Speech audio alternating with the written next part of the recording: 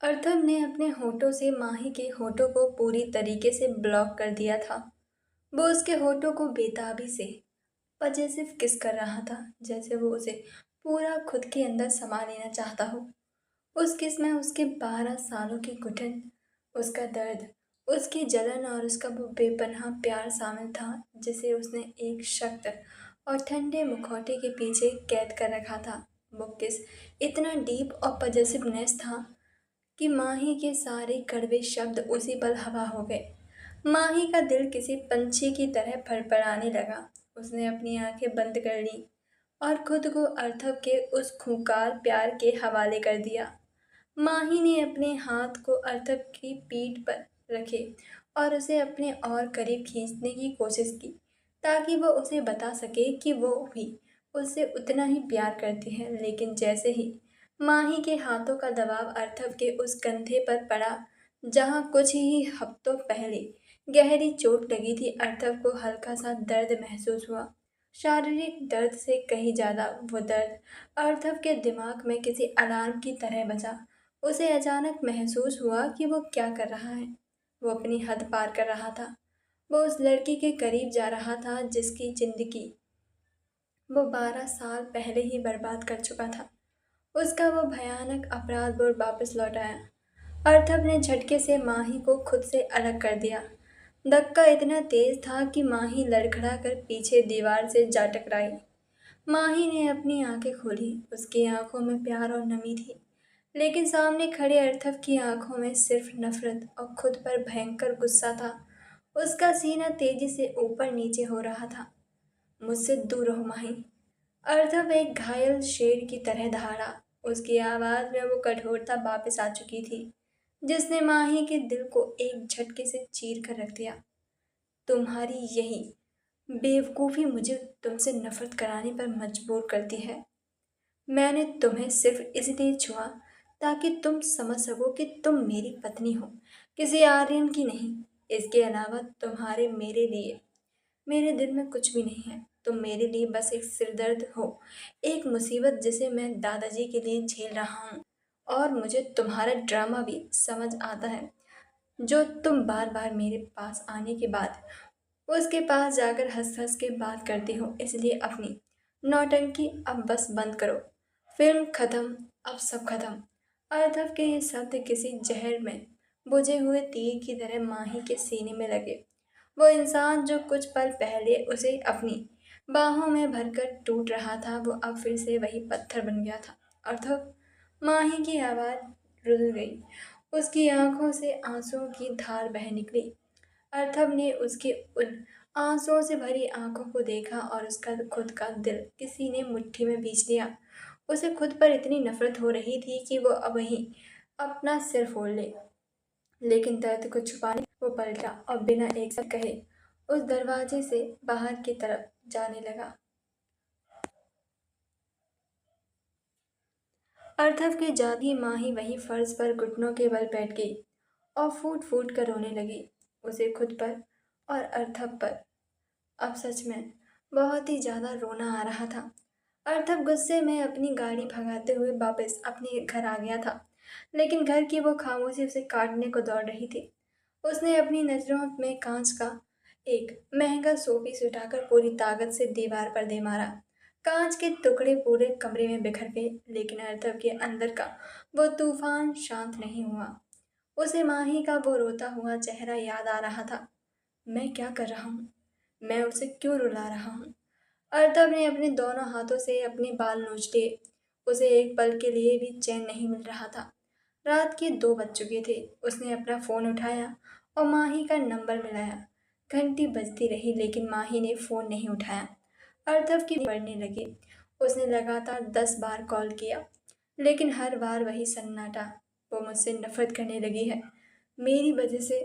अर्थव खुद पर चीखा। वो पूरी रात बिना पलक झपकाए अपने कमरे में चक्कर काटता रहा। उसे बस सुबह होने का इंतजार था, ताकि वो वापस से होटल जाकर माही को किसी तरह से अपने साथ वापस ला सके, चाहे इसके लिए उसे कुछ भी क्यों ना करना पड़े। सुबह होते ही अर्थव ने अपनी कार की चाबी उठाई और पागलों की तरह गाड़ी दौड़ाते हुए उसी 5 सितारा होटल की तरफ निकल पड़ा। उसका मन कर रहा था कि वो अभी माही के पास जाए और उसे कसकर गले से लगा ले, लेकिन जैसे ही उसकी गाड़ी होटल वाली सड़क पर रुक मुड़ी, उस सड़क पर बुरी तरीके से जाम लगा हुआ था। आसमान में काले धुएं और घने हुए धुएं का एक बहुत बड़ा गुबार उठ रहा था। सायरन की कान फाड़ देने वाले चारों तरफ गूंज रही थी। अर्थव ने अपनी गाड़ी वहीं बीच सड़क पर छोड़ी और पागलों की तरह होटल की तरफ भागा। होटल के बाहर लोगों की भारी भीड़ जमा थी। आधा दर्जन दमकल गाड़ियां वहां खड़ी हुई थीं और दमकल कर्मी पानी की बौछार कर रहे थे। अर्थव की आंखें फटी की फटी रह गई। होटल की सबसे ऊपरी मंजिल जहां वीआईपी कमरे थे पूरी तरह से आग की भयंकर लपेटों में घिरी हुई थी। रात के समय मुख्य चारों तरफ से एक शॉर्ट सर्किट ने होटल की पुरानी लकड़ी की सजावट को पकड़ लिया था और कुछ ही घंटों में उस पूरी मंजिल पर एक धधकते हुए तंदूर में बदल दिया था। माही, अर्थव की रूह कांप उठी। वो भीड़ को चीरते हुए सीधा होटल के मुख्य दरवाजे की तरफ भागा, लेकिन पुलिस वालों ने उसे रोक लिया। सर, आप अंदर नहीं जा सकते। ऊपर की मंजिल पूरी तरीके से जल रही है। गैस पाइपलाइन फटने का खतरा है। एक पुलिस वाले ने अर्थव को पीछे धकेलते हुए कहा, मेरी पत्नी है वहां, कमरा नंबर 505। अर्थव पागलों की तरह चीखा। उसकी आंखें लाल हो रही थी और पूरा शरीर डर से कांप रहा था। पास खड़े होटल के मैनेजर ने जैसे ही कमरा नंबर सुना, उसका चेहरा पीला पड़ गया। सर, वो हिस्सा तो पूरी तरीके से आग की चपेटे में है, वहां से किसी के बचने की। मैनेजर के इन शब्दों ने अर्थव के दिमाग की सारी नसें सुन कर दी। 12 साल पुराना वो खौफनाक मंजर, वो जीप, वो खाई और खून से लथपथ माही। अर्थव के दिमाग किसी भयंकर बवंडर में फंस गया। उसे अचानक महसूस हुआ कि उसने क्या कर दिया। कल रात अपने झूठे गुरूर, अपने बेतुके गुस्से की वजह से वो अपनी माही को उस कमरे में अकेला छोड़कर चला गया था। अगर वो कल रात उसे अपने साथ ले जाता तो आज माही इस खौफनाक आग के बीच नहीं फंसी होती। मैंने फिर से उसे मार दिया। मैंने फिर से उसकी जान ले ली। अर्थव के मुंह से एक दिल दहला देने वाली तड़प निकली। उसे अपना वो अपराध बोध, वो कातिल होने का एहसास फिर से नाचने नोचने लगा था। लेकिन इस बार अर्थव बेहोश नहीं हुआ। इस बार उसका 12 साल का वो डरा हुआ बच्चा हमेशा के लिए मर गया और उसकी जगह उस खूंखार और पागल आशिक ने ले ली जिसे अपनी मोहब्बत को आग से छीन कर लाना था। बिना अपनी जान की परवाह किए अर्थव ने सामने खड़े पुलिस वाले को पूरी ताकत से धक्का दिया और सुरक्षा घेरा तोड़कर उस जलते हुए होटल के अंदर धधकती हुई आग की तरफ दौड़ पड़ा। होटल के अंदर का नजारा किसी जीते जागते नर्क से कम नहीं था। धुएं और आग की लपटों ने पूरी इमारत को अपनी चपेटे में ले लिया था। पुलिस और बचाव कर्मियों की आवाजें अर्थव के कानों में पड़ रही थी, लेकिन उसका दिमाग सुन्न हो चुका था। जैसे ही दो पुलिस वालों ने उसे रोकने की कोशिश की, अर्थव ने उन्हें इतनी खूंखार ताकत से झटके से पीछे धकेला कि वो लोग जमीन पर गिर पड़े। वो सीढ़ियों की तरफ पागलों की तरह भाग पड़ रहा था। सर, रुकिए, आप जिंदा जल जाएंगे, ऊपर जाना मना है। पीछे से चीखते हुई आवाजें आ रही थी, लेकिन अर्थव के कदम नहीं रुके। उसका पूरा शरीर सूखे पत्ते की तरह कांप रहा था, लेकिन वो रुकने का नाम नहीं ले रहा था। जैसे जैसे वो ऊपर मंजिलों की तरफ बढ़ रहा था, आग की तपिश उसके चेहरे को झुलसा रही थी। धूप, अंधेरा और धमघोटू धुआं उसके फेफड़ों में भर रहा था, जिससे उसे बार बार खांसी आ रही थी। लेकिन उसके होंठ लगातार कांपते हुए भगवान से प्रार्थना कर रहे थे, हे भगवान, मेरी माही को बचा लेना, मेरी जान ले दे, मुझे इसी आग में राख कर दे, पर मेरी जंगली बिल्ली को कुछ मत होने देना, प्लीज भगवान, उसे कुछ मत होने देना। 5वीं मंजिल पर पहुंचते ही तबाही का खौफनाक मंजर सामने था। फायर फाइटर्स वहां फंसे हुए लोगों को खींचकर सीढ़ियों की तरफ ले जा रहे थे। आग की लपटें इतनी भयंकर थीं कि दीवारों को अब प्लास्टर पिघल कर गिर रहा था और लकड़ियां चटक रही थी। कोई कोई उस वीआईपी स्वीट की तरफ गया है, कमरा नंबर 505 में। अर्थव ने एक बचाव कर्मी के कॉलर को पकड़ते हुए पागल की तरह चीख कर पूछा, सर, पागल हो गए हैं क्या आप? वो सब पूरी तरीके से आग के हवाले हो चुका है। वहां जाना नामुमकिन है। वहां की छत किसी भी पल गिर सकती है। वहां कोई नहीं जा सका। यह सुनते ही अर्थव ने उस बचाव कर्मी को छोड़ा और बिना अपनी जान की परवाह किए आग की उस धधकती हुई दीवार की तरफ दौड़ पड़ा। आग की लपटें उसके कपड़ों को छू रही थी, लेकिन उसके अंदर का खौफ इस बाहरी आग में कहीं ज्यादा भयानक थी। वो कमरा नंबर 505 के सामने पहुंचा। कमरा कमरे का लकड़ी का भारी दरवाजा धू धू करके चल रहा था। अंदर से धुएं का खौफनाक गुबार बाहर आ रहा था। अर्तव ने बिना एक पल भी सोचे उस दरवाजे का पीतल का हैंडल पकड़ लिया। हैंडल आग की तरह बाजे से लाल सुर्ख हो चुका था। जैसे ही अर्थव के नंगे हाथों ने उसे पकड़ा, उसकी हथेली की खाल पूरी तरह से जल गई। मांस के झुलसने की वो खौफनाक आवाज और बदबू उठी, लेकिन अर्थव के चेहरे पर दर्द की एक शिकन तक नहीं आई। उसे अपना जलना महसूस ही नहीं हो रहा था। उसने अपनी पूरी ताकत से उस जलते हुए दरवाजे पर एक जोरदार लात मारी। एक भयंकर आवाज के साथ दरवाजा टूटकर अंदर तक की तरफ गिर पड़ा। अर्दब खांसता हुआ अंदर घुसा और कमरे में इतना काला और जहरीला धुआं था कि कुछ दिखाई ही नहीं दे रहा था। आग कमरे के भारी पर्दों और बिस्तर को अपनी चपेट में ले चुकी थी और तेजी से फैल रही थी। माही! अर्दब चीखा, लेकिन कोई आवाज नहीं आई थी। तभी धुएं के बीच उसकी नज़र फर्श पर गई। माही वहां बेसुध पड़ी थी। उसका चेहरा धुएं की वजह से काला पड़ गया और वो बिल्कुल शांत थी, जैसे उसमें कोई जान ही न बची हो। माही को उस बेजान जमीन पर पड़ा देखकर अर्थव के पैरों तले जमीन खिसक गई। वो कमरे में धुंधली आग, वो गिरती हुई छत और दम घोटू धुआं, सब कुछ अचानक अर्थव के दिमाग से गायब हो गया। वक्त जैसे वहीं रुक गया। अर्थव का दिमाग एक झटके से 12 साल पीछे चला गया। उसे वो खौफनाक खाई दिखने लगी, वो पलटी हुई भारी जीप और उसके नीचे खून से लथपथ पड़ी छोटी सी माही। आज भी माही बिल्कुल वैसे ही जमीन पर बेजान पड़ी थी। अर्थव वहीं घुटनों के बल धड़ाम से गिर पड़ा। उसका पूरा शरीर बुरी तरीके से कांपने लगा। उसकी सांसें गली में अटक गई। नहीं, नहीं, मैंने फिर से उसे मार दिया। मेरी वजह से, मेरी मनहूसियत ने उसे फिर से मार दिया। अर्थव पागलों की तरह बड़बड़ाने लगा। उसका वो भयानक गिल्ट एक भयंकर राक्षस की तरह उसके सीने पर बैठ गया था। कल रात का वो झूठा गुस्सा, वो गुरूर, सब कुछ उसे अंदर ही अंदर नोचने लगा था। वो घुटनों के बल रेंगता हुआ माही के पास पहुंचा। वो उसे छूना चाहता था, उसे सीने से लगाना चाहता था, लेकिन उसके हाथ बीच हवा में कांपने लगे। वो डर रहा था उस खौफ से कि जैसे ही वो उसे छुएगा, वो 12 साल पहले की तरह ठंडी हो चुकी होगी। उसका अपना ही हाथ एक कातिल का हाथ लग रहा था। वो चीखना चाहता था, लेकिन उसके गले से कोई आवाज नहीं निकल रही थी। माही!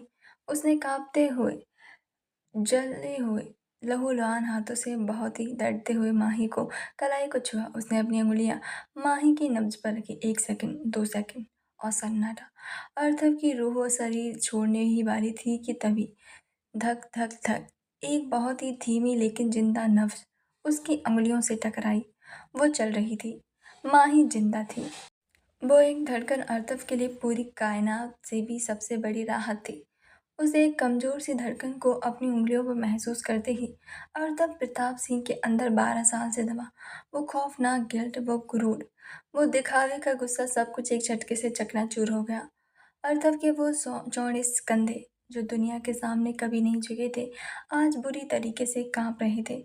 उसकी आंखें लाल हो चुकी थी। आंसुओं का ऐसा सैलाब फूटा जिसे वो चाहकर भी नहीं रोक पाया। उसने कोई फिल्मी दहाड़ नहीं मारी, बल्कि उसके गले में एक छोटी उठी हुई तड़पती सी सिसकी निकल गई, जिसने उससे जलते हुए कमरे के शोर को भी खामोश कर दिया। उसने माही के बेसुध शरीर को जमीन पर उठाया और उसे अपने सीने से ऐसे भींच लिया जैसे वो उसे अपने अंदर ही छुपा लेना चाहता हो। माही! माही, प्लीज आंखें खोलो। अर्थव की वो भारी और रौबदार आवाज बुरी तरीके से लड़खड़ा रही थी। वो दुनिया का सबसे खूंखार इंसान आज सच पर किसी छोटे डरे हुए बच्चे की तरह फूट फूट कर रो रहा था। उसने अपना चेहरा माही की गर्दन में छुपा लिया। अर्थव की धड़कनें इतनी तेज थीं कि वो माही की धड़कनों से टकरा रही थी। उसके गर्म आंसू माही के उस काले पड़े चुके हुए धुएं से सने शरीर चेहरे पर गिर रहे थे। I am sorry Mahi, I am so sorry.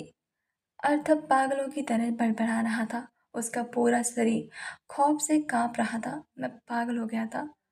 जो कल रात तुम्हें इस तरीके से अकेला छोड़कर यहाँ से चला गया, मेरा ईगो, मेरा वो गुस्सा, सब कुछ बकवास था माही। मैं सच में एक दरिंदा हूँ। मैंने तुम्हारे साथ ऐसा कैसे कर दिया? प्लीज़ मुझे माफ़ कर दो। तुम मुझे जो सज़ा देना चाहो दे देना, बस मुझे ऐसे छोड़कर मत जाना। और तब की वो जली हुई लहूलुहान हथेलियाँ माही के गालों को ऐसे सहला रही थी जैसे वो कांच की बनी हो। वो दर्द से बेहोश था, बेसुध था। उसे अपने हाथ से जलन का कोई होश नहीं था।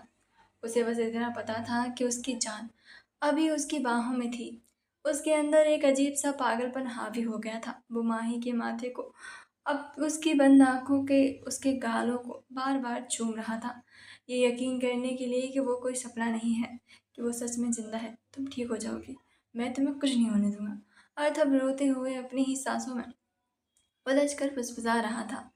वो सुकून जो उसे माही की धड़कनें सुनकर मिला था, और वो खौफनाक गिल्ट की उसने माही को इस मौत के मुंह में धकेला था, ये दोनों एहसास मिलकर अर्थव की रूह को अंदर ही अंदर फाड़ रहे थे।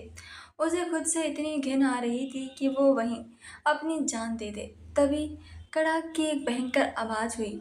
ऊपर छत से जलती हुई लकड़ी का एक बहुत भारी भीम टूटकर उनके बिल्कुल बिल्कुल पास आ गिरा। आग की लपटों ने अचानक उन्हें चारों तरफ से घेर लिया। आतब ने झटके से सिर उठाया। उसकी आंखों में आंसू थे, लेकिन उन आंसुओं की जगह अब एक खूंखार जुनून ने ले ली थी।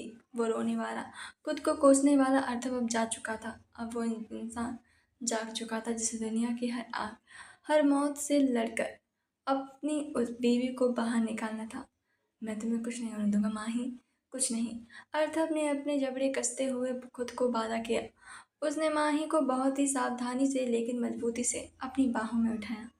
उसने माही का सिर अपने सीने से ऐसे छुपा लिया कि आग की एक लपट, धुएं का एक कतरा भी उसे ना छू सके। अपनी खुद की परवाह किए बिना उस धड़कते हुए आग के बीच से अर्थव ने मौत को सीधा चैलेंज करते हुए बाहर की तरफ अपने कदम बढ़ा दिए। आग के उन खौफनाक लपटों और गिरती हुई छतों के बीच से मौत का चकमा देकर अर्थव बाहर निकला। उसकी बाहों में माही पूरी तरीके से सुरक्षित थी, लेकिन अर्थव का खुद का शरीर अब जवाब दे रहा था। जैसे ही वो होटल के बाहर आया, एम्बुलेंस और मेडिकल स्टाफ उनकी तरफ दौड़े। अर्थव ने बहुत ही सावधानी से माही को स्ट्रेचर पर लिटाया। उसने देखा कि डॉक्टर्स माही को ऑक्सीजन मास्क लगा रहा है। उसे यकीन हो गया कि उसकी जंगली बिल्ली अब महसूस है, लेकिन उसी पल फेफड़ों में भरे हुए उस जहरीले धुएं और पिछले कुछ घंटों के भयंकर मानसिक तनाव ने अपना असर दिखाया। अर्थव के दिमाग की नसें सुन्न पड़ने लगी। उसकी आंखों के सामने अंधेरा छाने लगा, और देश का सबसे बड़ा सुपरस्टार वहीं जमीन पर बेसुध होकर गिर पड़ा। कुछ घंटों बाद अस्पताल के एक वीआईपी कमरे में अर्थव की आंखें झटके से खुली। माही, उसके सूखे होठों ने सबसे पहला शब्द यही निकला था। उसकी सांसें बहुत तेज चल रही थी। कमरे में खड़े डॉक्टर ने तुरंत आगे बढ़कर उसे शांत करने की कोशिश की। अर्थव सर, रिलैक्स। आपके फेफड़ों में बहुत धुआं चला गया था, और आपके साथ हाथ बुरी तरह से जल गए हैं। आपको आराम की। अर्थव ने डॉक्टर की बात पूरी तरीके से नज़रअंदाज की। उसने अपने जले हुए हाथों की परवाह किए बिना झटके से अपने हाथ से वीआईपी ड्रिप खींची। मेरी पत्नी कहाँ है? अर्थव की आवाज़ में वो खौफ और बेचैनी थी जो किसी भी इंसान को डरा दे। वो ठीक है ना? वो कहाँ है? सर, वो बिल्कुल ठीक है। उन्हें बस अभी होश आया है। वो कमरा नंबर। डॉक्टर का वाक्य खत्म होने से पहले ही अर्थव उस बिस्तर से उठकर पागलों की तरह बाहर कॉरिडोर में भाग चुका था। उसे ना तो अपने जले हुए हाथों के दर्द का होश था, और ना ही अपने उस लिबास का जो आग से जगह जगह से जल चुका था। उसका दिमाग सिर्फ एक ही नाम रट रहा था, माही। कमरा नंबर 302 में बहुत खामोश थी। माही बिस्तर पर कमरा चुपचाप बैठी थी। उसे अभी कुछ ही मिनट पहले ही होश आया था। उसे कुछ भी याद नहीं था कि होटल में क्या हुआ, वो यहाँ कैसे पहुंची, या उसे आग से किसने निकाला। लेकिन उसके दिमाग में वह एक बहुत ही गहरी उदासी थी। उसे एक बस कल रात की वो बात याद आ रही थी जब अर्थव उसे रोता हुआ छोड़कर दरवाज़ा पटक कर चला गया था। वो उदास थी क्योंकि उसे लग रहा था कि अर्थव सच में उसे सिर्फ एक बोझ ही समझता है। तभी कमरे का दरवाज़ा तेज झटके से खुला, और माही ने चौंक कर सामने देखा।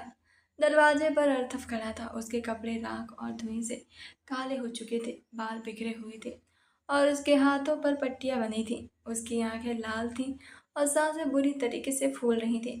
अर्थव की नज़र जैसे ही माही पर पड़ी, उसे बिस्तर पर सही सलामत बैठे देखकर अर्थव की रूह को जैसे आज़ादी मिल गई।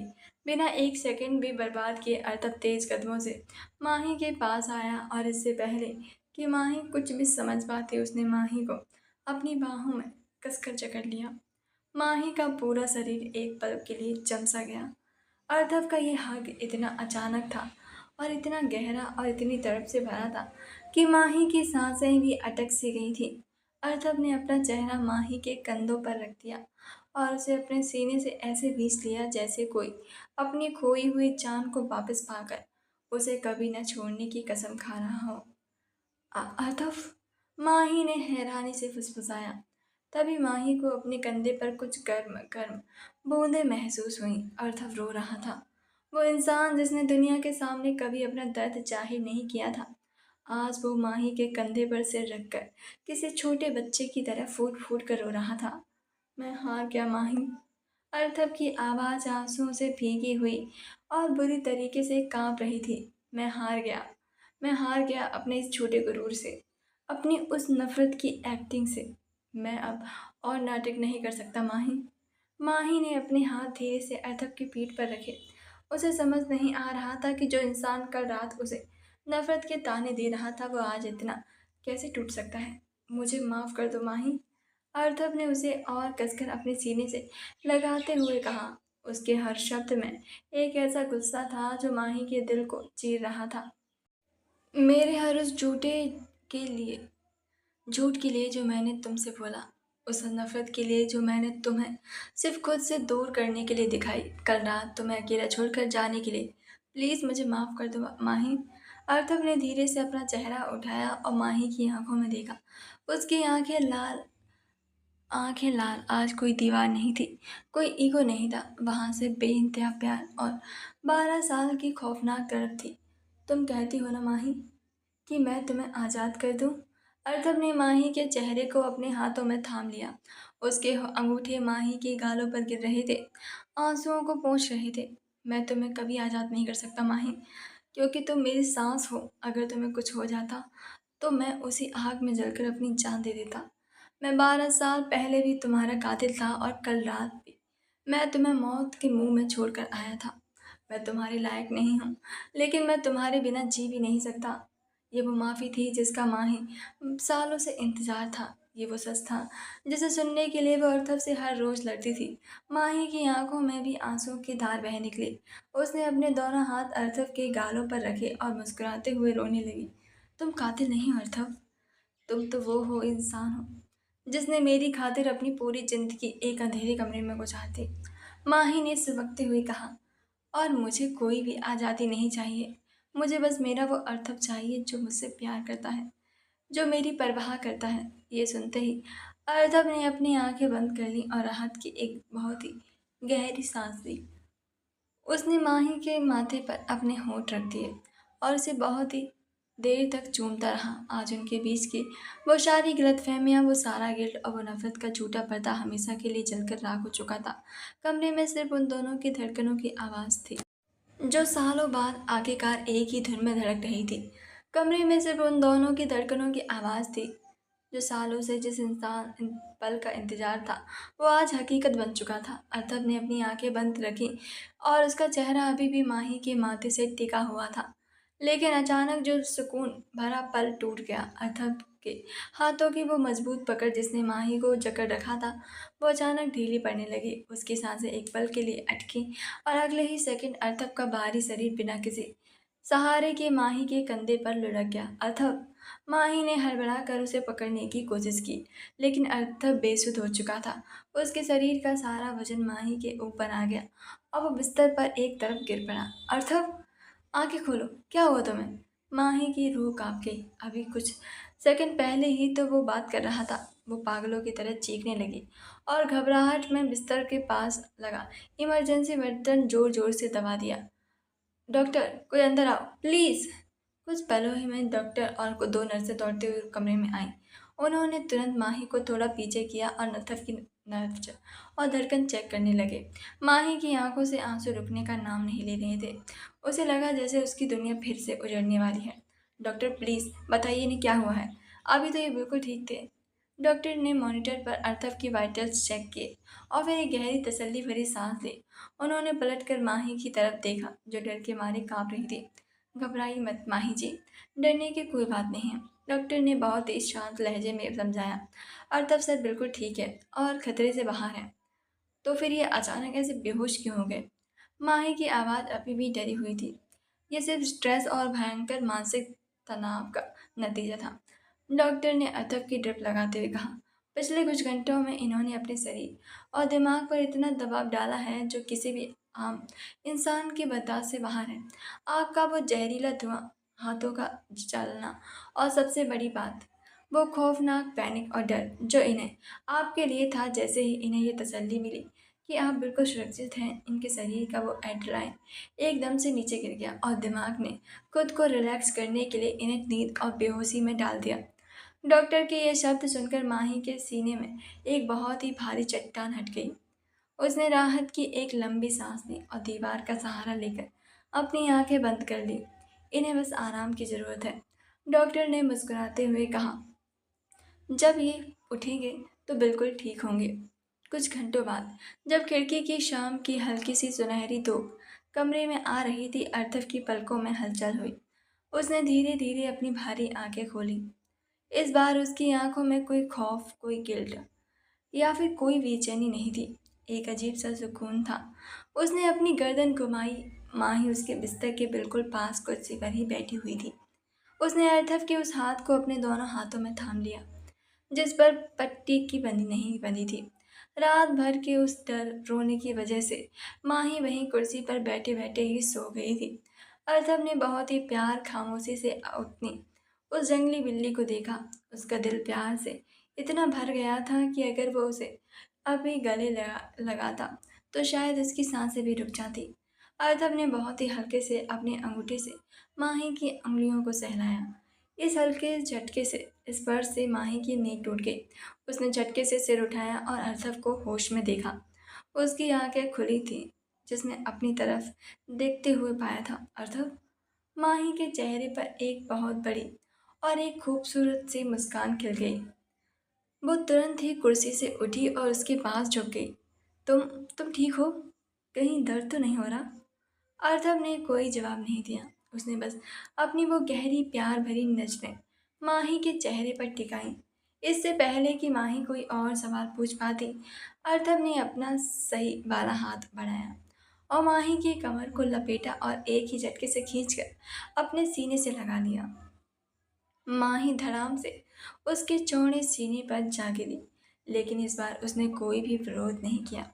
उसने भी अपने दोनों हाथ अर्थव की पीठ पर रख दिए और खुद उसको उसकी बाहों में पूरी तरीके से पिघल जाने दिया। अब दर्द नहीं है, सब ठीक है। अर्थव ने माही के बालों में अपना चेहरा छुपाते हुए बहुत ही भारी लेकिन सुकून भरी आवाज़ में कहा, जब तक तुम मेरी बाहों में हो मुझे दुनिया की कोई भी तकलीफ नहीं हो सकती। ये कोई दिखावा नहीं था, ये कोई ज़बरदस्ती भी नहीं थी। ये 12 साल में के एक लंबे और खौफनाक वनवास के बाद की वो दो तड़पते हुए दिलों की पूरी तरह से एक हो जाने का सुकून था। माही ने अपनी आंखें बंद कर ली और उसकी बाहों को गर्माहट को अपनी रूह में उतरने दिया। नफरत का वो खेल अब हमेशा के लिए ख़त्म हो चुका था। कमरे में सुकून की एक खामोश चादर बिछी हुई थी। अर्थव की बाहों का वो घेरा इतना सुरक्षित था कि माही का मन कर रहा था कि वो अपनी पूरी जिंदगी यहीं गुजार दे। अर्थव भी अपनी आंखें बंद किए हुए बस माही के बालों को धीरे धीरे से सहला रहा था। लेकिन ये शांति ज़्यादा देर तक टिकने वाली नहीं थी। तभी दरवाजे पर एक जल्दबाजी की दस्तक हुई और बिना कोई जवाब सुने विक्रम एकदम से हड़बड़ाता हुआ अंदर दाखिल हुआ। उसका चेहरा पसीने से भीगा हुआ था और सांसें फूली हुई थी। उसके हाथ में एक टैबलेट था। बॉस, मुझे माफ़ करना, लेकिन विक्रम अंदर आते ही अचानक रुक सा गया। उसने अर्थव को होश में और माही को उसकी बाहों में तो उसे एक पल के लिए भारी राहत मिली, लेकिन उसके चेहरे की घबराहट कम नहीं हुई। अर्थव ने अपनी बाहों को पकड़ थोड़ी सी ढीली की, लेकिन माही को खुद से दूर बिल्कुल भी नहीं किया। उसने अपनी वही पुरानी गहरी रौबदार नजरों से विक्रम को देखा। क्या हुआ है विक्रम? तुम इस तरह से कांप क्यों रहे हो? अर्थव ने अपनी भारी आवाज में पूछा। विक्रम ने गहरी सांस ली। बॉस, बाहर तहलका मचा हुआ है। पूरे देश की मीडिया पागल हो चुकी है। अस्पताल के नीचे हजारों लोगों और पत्रकारों की भयंकर भीड़ जमा है। पुलिस के लिए भी उन्हें रोक पाना मुश्किल हो रहा है। माही ने अर्थव के चौड़े सीने पर अपना सिर उठाया और हैरानी से विक्रम की तरफ देखा। मीडिया? लेकिन क्यों? उन्हें कैसे पता चला कि हम यहाँ हैं? विक्रम ने अपना टैबलेट आगे बढ़ा दिया। स्क्रीन पर देश का सबसे बड़ा न्यूज चैनल चल रहा था। टीवी स्क्रीन पर लाल रंग की पट्टियों में बड़े बड़े अक्षरों में ब्रेकिंग न्यूज फ्लैश हो रही थी। देश के सबसे बड़े सुपरस्टार अर्थव प्रताप सिंह ने मौत के मुंह में छलांग लगाई। एक मामूली स्ट्रगलिंग एक्ट्रेस को बचाने के लिए धधकती आग में कूदे सुपरस्टार। आखिर क्या है अर्थव और माही का रिश्ता? क्यों दांव पर लगाई अपनी जान? क्या ये कोई नई फिल्म कहानी है या फिर फिल्म का कोई पब्लिसिटी स्टंट? विक्रम ने घबराते हुए स्क्रीन की तरफ इशारा किया। बॉस, होटल के बाहर वीडियो किसी ने वायरल कर दिया है जिससे आप पुलिस वालों को धक्का देकर उस खौफनाक आग में घुस रहे थे। पूरे देश के न्यूज़ चैनल, सोशल मीडिया, हर जगह सिर्फ यही बवाल मचा हुआ है। हर कोई सिर्फ एक ही बात जानना चाहता है कि देश के इतने बड़े सुपरस्टार और एक नई स्ट्रगल एक्ट्रेस के बीच आखिर ऐसा क्या रिश्ता है? आपने बिना सोचे समझे अपनी जान जोखिम में डाल दी। माही ने जैसे ही वो न्यूज़ हेडलाइन देखी, उसका चेहरा थोड़ा सा पीला पड़ गया। मामूली स्ट्रगलिंग एक्टर, ये शब्द उसे चुभे, लेकिन उससे भी ज़्यादा उसे इस बात का खौफ लगा कि अब अर्थव के करियर और उसकी इमेज का क्या होगा। लोग न जाने क्या क्या बातें बना रहे होंगे। अर्थव, माही ने डरते हुए अर्थव के हाथ को मजबूती से पकड़ा।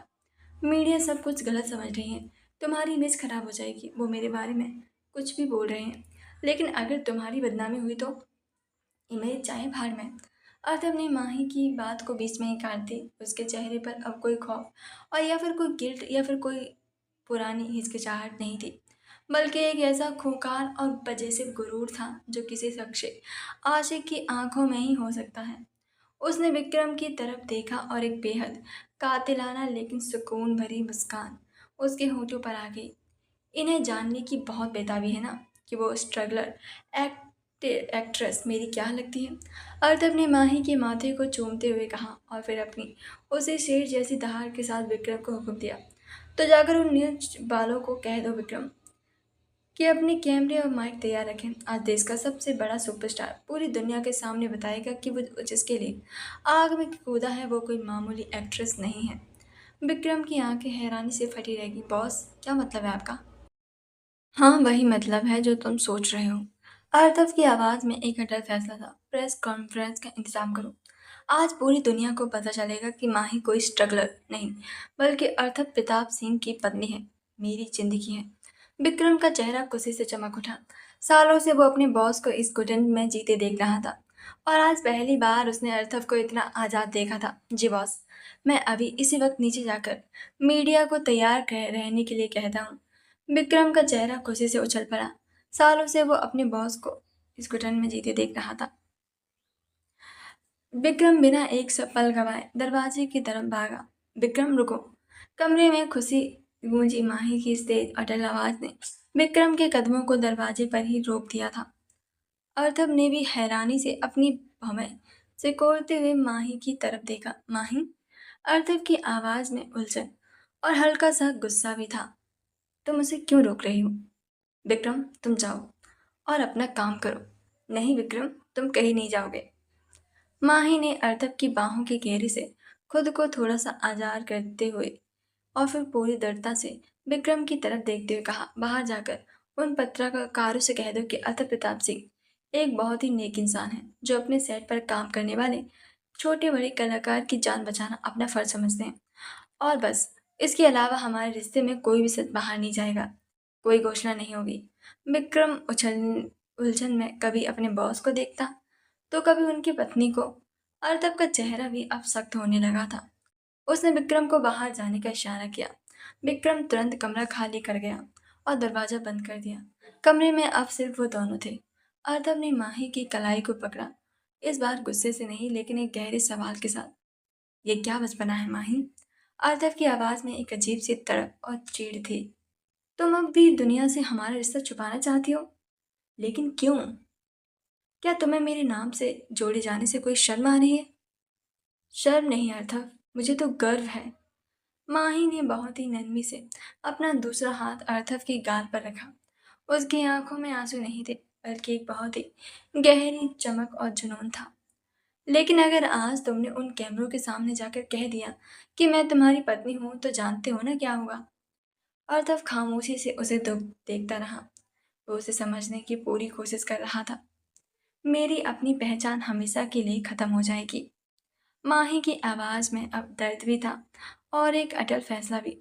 दुनिया मुझे सिर्फ सुपरस्टार अर्थव प्रताप सिंह की पत्नी के नाम से जानेगी।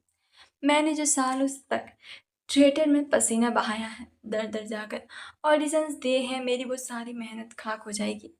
लोग कहेंगे कि मुझे वो फिल्म मेरे टैलेंट की वजह से नहीं, बल्कि तुम्हारे बिस्तर तक पहुंचने की वजह से मिली है। अर्थव के जबड़े कस गए। वो ऐसा कुछ भी सुनना बर्दाश्त नहीं कर सकता था। किसी की इतनी हिम्मत नहीं है जो तुम्हारे बारे में ऐसा सोच भी सके माही। लोग कहते हैं अर्थव, और पीठ पीछे तो और भी बुरी बात कहते हैं। माही ने उसकी बात काटते हुए कहा, मैं तुम्हारी सिर्फ परछाई बनकर नहीं रहना चाहती। मैं उस मुकाम तक अपने दम पर पहुंचना चाहती हूँ। मैं चाहती हूँ कि जिस दिन तो दुनिया के हमारे रिश्ते के बारे में सच पता चले, उस दिन लोग ये ना कहें कि एक सुपरस्टार ने एक स्ट्रगलर पर मेहरबानी की है, बल्कि उस दिन दुनिया ये देखे कि दो सुपरस्टार ने एक दूसरे को चुना है। माही की ये बातें सुनकर अर्थव के अंदर का वो भड़कता हुआ ज्वालामुखी एकदम शांत हो गया।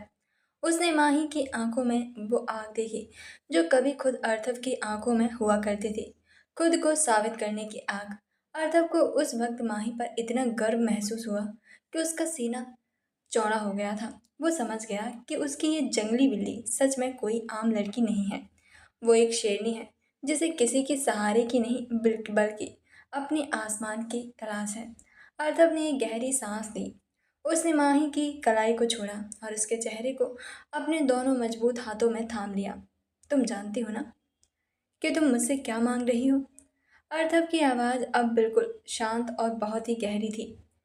तुम मुझे उस दुनिया के सामने तुम्हारे लिए अजनबी बनने को कह रही हो, जिसे मैं अभी इस वक्त आग लगा देना चाहता हूँ। मैं बस थोड़ा सा वक्त मार रही हूँ अब तो। माही ने एक बहुत ही प्यारी और मीठी आवाज़ में मुस्कान के साथ कहा, मुझे खुद को साबित करने दो। मुझे तुम्हारे उस ऊंचे मुकाम तक पहुँचने दो जहाँ खड़े होकर मैं पूरी दुनिया की आंखों में आंखें डालकर कह सकूं कि हाँ, मैं अर्थव प्रताप सिंह की पत्नी हूँ और मैं उनके बराबर खड़ी होने के लायक हूँ। अर्थव ने अपनी आंखें बंद की और फिर एक हल्की सी लेकिन बहुत ही परिचित मुस्कान के साथ आंखें खोली। उसने माही को अपनी तरफ खींचा और फिर अपना माथा माही के माथे से टिका दिया। ठीक है, अर्थव ने बहुत ही फुसफुसाते हुए कहा, लेकिन उसके लहजे में वो जुनून वापस आ चुका था। मैं तुम्हें तुम्हारा आसमान और तुम्हारा वक्त दूंगा। तुम अपने दम पर सुपरस्टार बनोगी, लेकिन मेरी एक शर्त है। क्या? माही ने धड़कते दिल के साथ पूछा। अर्थव के होठ माही के होठों के बिल्कुल करीब आ गए। उसकी गर्म सांसें माही के चेहरे से पिघला रही थी। दुनिया के सामने तुम भले ही एक आजाद और एक स्ट्रगलिंग एक्ट्रेस रहो, अर्थव ने बहुत ही धीमी, रोंगटे खड़े कर देने वाली आवाज में कहा, लेकिन जैसे ही हम दोनों इस कमरे में या हमारे घर की चार दीवारी के अंदर होंगे, तुम सिर्फ और सिर्फ मेरी रहोगी। यहाँ कोई करियर, कोई एक्टिंग बीच में नहीं आएगी। यहाँ सिर्फ तुम्हारा पति होगा और उसका तुम पर पूरा हक होगा। मंजूर है? माही का चेहरा इस बेबाक और अधिकार भरी शर्त को सुनकर गुलाब की तरह लाल हो गया। उसने अपनी नजरें चुरा लीं और बहुत ही शर्म के साथ हामी में अपना सिर हाँ में हिला दिया। मंजूर है, माही ने धीरे से कहा। अर्थव के चेहरे पर एक शैतानी लेकिन सच्ची मुस्कान खिल गई। उसने माही को फिर से अपनी बाहों में कैद कर लिया। दुनिया के लिए उनका सफ़र अभी बाकी था, लेकिन उस कमरे के अंदर उनका वो अधूरा प्यार अब मुकम्मल हो चुका था। अस्पताल से डिस्चार्ज हुए अर्थव को घर आए हुए एक हफ्ता बीत चुका था। आग की उस खौफनाक बददुर्ना ने उन दोनों के बीच से नफरत की दीवार को पूरी तरह से गिरा दिया था। लेकिन उनके बीच की वो पुरानी और तीखी शरारती नोक-झोंक अब नई, बेहद रोमांटिक और पजेसिव मोड में आ चुकी थी। सुबह के 8 बज रहे थे। मुंबई के उनके उस शानदार पेंट हाउस के मास्टर बेडरूम में आज एक बहुत ही अलग तूफान चल रहा था। माही आज एक बहुत ही खूबसूरत हल्के नीले रंग की चिकन करी कुर्ती में तैयार हो रही थी। उसे अपनी अगली फिल्म की स्क्रिप्ट रीडिंग के लिए एक बड़े से प्रोडक्शन हाउस के ऑफिस जाना था। वो शीशे के सामने खड़ी होकर जल्दी जल्दी से अपने कानों में झुमके पहन रही थी।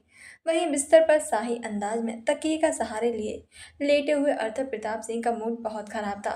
उसका बायां हाथ उसके सिर के पीछे था और उसकी तीखी खड़ूस निगाहें सिर्फ और सिर्फ अपनी पत्नी पर गड़ी हुई थी। उसे बिल्कुल अच्छा नहीं लग रहा था कि माही उसे छोड़कर काम पर जा रही है। माही, अर्थव ने अपनी उसी भारी और रौबदार आवाज में कहा।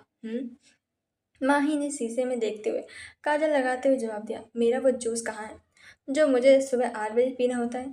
अर्तब ने एक बहुत ही बनावटी गुस्से के साथ कहा। माही ने पलटकर उसे देखा और अपनी हंसी दबाई। मिस्टर सुपरस्टार, आपका जूस आप 15 मिनट पहले ही पीकर खत्म कर चुके हैं। वो खाली गिलास जो साइड में रखा है ना, वो वही गिलास है। अर्तब ने टेबल की तरफ देखा। गिलास सच में खाली था। उसका प्लान फेल हो चुका था, लेकिन वो इतनी आसानी से हार मानने वालों में कहाँ था। और मेरी दवाइयाँ, तुमने मुझे मेरी दवाइयाँ नहीं दी। अगर मेरे इस जले हुए हाथ में इन्फेक्शन हो गया तो जिम्मेदारी कौन लेगा? हाँ, अर्धव ने अपने हाथ उस हाथ को दिखाते हुए कहा जिस पर अब सिर्फ एक हल्की सी पट्टी बंधी थी और जो लगभग ठीक ही हो चुका था। माही ने अपना पर्स उठाया और चलते हुए बिस्तर के बिल्कुल करीब आ गई। उसने अपने दोनों हाथ कमर पर रख लिए और अपनी बाहें सिकोड़ते हुए अर्थव को एक मैं सब जानती हूँ वाला लुक दिया। अर्थव, तुम्हारी पट्टियाँ कल ही खुल चुकी हैं और डॉक्टर ने साफ कहा है कि अब तुम्हें किसी दर्द की दवाई की कोई ज़रूरत नहीं है। माही ने एक प्यारी सी मुस्कान के साथ कहा, तो ये बीमार होने का झूठा नाटक बंद करो। मुझे पता है तुम ये सब क्यों कर रहे हो। मैं कोई नाटक नहीं कर रहा हूँ। अब अर्थम ने अपना मुंह दूसरी तरफ करते हुए बिल्कुल एक जिद्दी बच्चे की तरह कहा। उसका वो खूंखार गुरूर अपनी बीवी के सामने आकर एकदम पिघल जाता था। और तुम ये इतना सच धस कर कहाँ जा रही हो? सिर्फ एक स्क्रिप्ट रीडिंग ही तो है, कोई फैशन तो है नहीं। माही को अर्थव की ये पजेसिव मैस पर बहुत प्यार आ रहा था। अच्छा जी। माही थोड़ा और करीब झुकी। उसके झुमकों की खनक कमरे में गूंजी। कल तक तो तुम मुझे सेट पर एक स्ट्रगलर एक्टर्स कहते थे और आज मेरे तैयार होने से भी तुम्हें दिक्कत हो रही है, तुम्हें जलन हो रही है ना? अर्थव की निगाहें तुरंत माही के चेहरे पर वापस आईं। उसकी आंखों में वो खौफनाक और जुनूनी आग वापस आ गई थी। इससे पहले कि माही पलक भी झपका पाती, अर्थव ने अपने सही वाले हाथ से माही की कमर को लपेटा और एक ही झटके से उसे खींचकर अपने ऊपर अपनी गोद में गिरा लिया। आह अर्थव! माही हड़बड़ाते हुए अर्थव के चौड़े सीने पर गिर पड़ी। अर्थव ने अपनी पकड़ को और मजबूत कर लिया ताकि माही उठ न सके। उसने माही के चेहरे पर आ रहे बालों को उसकी अंगुलियों के पीछे किया और उसकी आंखों में गहराई से देखते हुए एक बेहद कातिलाना और खतरनाक मुस्कान दी। जलन? अर्थव ने बहुत ही धीमी लेकिन रोंगटे खड़े कर देने वाली आवाज में कहा। मुझे जलन नहीं होती मेरी जान, मुझे गुस्सा आता है। और जब कोई तुम्हारी तरफ देखता है तो मेरा मन करता है कि मैं पूरी दुनिया को आग लगा दूं। माही का दिल किसी रेस के घोड़े की तरह धड़कने लगा। अर्थव की सांसें उसके चेहरे को छू रही थी और उसकी वो मदहोश करने वाली खुशबू माही की होश उड़ा रही थी। अर्थव छोड़ मुझे, मेरे कपड़े खराब हो जाएंगे और मुझे सच में बहुत लेट हो रहा है। माही ने बहुत ही धीमी आवाज में विरोध किया, लेकिन उसका खुद का दिल वहां से उठने का नाम नहीं ले रहा था। बिल्कुल नहीं। अर्थव ने अपना चेहरा माही की गर्दन के बिल्कुल करीब से जाते हुए फुसफुसाया। अस्पताल में हमारी एक शर्त तय हुई थी, याद है? दुनिया के सामने तुम भले ही एक आज़ाद एक्ट्रेस हो, लेकिन इन 4 दीवारों के अंदर तुम सिर्फ और सिर्फ मेरी हो। और अभी मेरा पत्नी को छोड़कर जाने का कोई इरादा नहीं है। अर्थव की मूंछों की हल्की सी चुभन माही को अपनी गर्दन पर महसूस हुई, जिससे माही की पूरे वजूद में जैसे करंट सा दौड़ गया। उसने अपने दोनों हाथ अर्थव के कंधों पर रखा। तुम एक नंबर के ब्लैकमेलर हो। माही ने अर्थव के बालों में अपनी उंगलियां फंसाते हुए प्यार से शिकायत की। मैं इससे भी बुरा हूँ। अर्थव ने अपना सिर उठाया और माही के होठों के बिल्कुल करीब आकर कहा, अगर तुम अगले 10 सेकंड में नहीं मानती कि तुम मुझे छोड़कर नहीं जाना चाहती तो मैं उस डायरेक्टर को फ़ोन करके पूरी फिल्म ही बंद करवा दूंगा। तुम ऐसा कुछ नहीं करोगे। माही ने उसकी आंखों में घूरते हुए कहा, ट्राई मी बेबी। अर्थव ने भी चुनौती भरे अंदाज में अपनी एक भवें सिकोड़ी। माही जानती थी कि ये पागल इंसान सच में ऐसा कुछ भी कर सकता है। उसने एक लंबी सी सांस ली और हार मानते हुए बहुत ही शरारत से अर्थव के गाल पर एक हल्का सा किस कर दिया। ठीक है बाबा, मेरा बिल्कुल मन नहीं कर रहा तुम्हें छोड़कर जाने का। माही ने मुस्कुराते हुए सच कबूल कर लिया। मैं वादा करती हूँ, मैं शाम को जल्दी वापस आ जाऊंगी पक्का। माही ने मुस्कुराते हुए अर्थव के गाल पर एक हल्का सा किस किया और उसकी गोद से उठने की कोशिश की, लेकिन अर्थव की मजबूत बाहों ने उसे उठने नहीं दिया। उसने माही की कमर पर अपनी पकड़ और भी ज्यादा कस ली। उसके चेहरे की वो खड़ूसियत अचानक एक बेहद शैतानी, चैलेंजिंग और नशीली मुस्कान में बदल गई। इतनी आसानी से? अर्थव ने अपनी आवाज को जानबूझकर बहुत ही भारी और धीमा करते हुए कहा। उसकी उंगलियां माही की कमर पर एक अजीब सी हलचल पैदा कर रही थी। ऐसे बच्चों वाले किससे काम नहीं चलेगा। मिसेज माही, अर्थव प्रताप सिंह, अगर तुम्हें सच में दरवाजे से बाहर जाना है तो चलो, मुझे सड्यूस करके दिखाओ, फिर मैं तुम्हें जाने दूंगा। माही की आंखें हैरानी से बड़ी हो गईं। उसके गाल अचानक से शर्म से टमाटर की तरह लाल हो गए। अर्थव, तुम पागल हो गए हो? मुझे सच में लेट हो रहा है और तुम यहाँ? तुम्हारा टाइम शुरू होता है अब। अर्थव ने बेपरवाही से अपने कंधे उचकाते हुए कहा। मैं बिल्कुल उस जिद्दी डायरेक्टर की तरह बर्ताव कर रहा था जिसे अपने मन मुताबिक सीन चाहिए ही चाहिए था। माही जानती थी कि अड़ियल इंसान ऐसे हार नहीं मानेगा। उसने एक लंबी सांस ली। अगर वो देश का सबसे बड़ा सुपरस्टार था तो माही भी एक बेहतरीन एक्ट्रेस थी। माही ने तय किया कि वो उसे उसी के खेल में मात देगी। उसके चेहरे से वो शर्म और घबराहट एकदम से गायब हो गई और उसकी जगह एक बेहद कातिलाना, कॉन्फिडेंट और नशीली मुस्कान ने ले ली। उसने अपने दोनों हाथ अर्थव के चौड़े कंधों पर रखे और अपनी उंगलियों को बहुत ही नजाकत से उसके गर्दन के पीछे वाले बालों में फंसा दिया। अर्थव की सांसें, जो अभी तक बिल्कुल नॉर्मल थी, अचानक भारी होने लगी।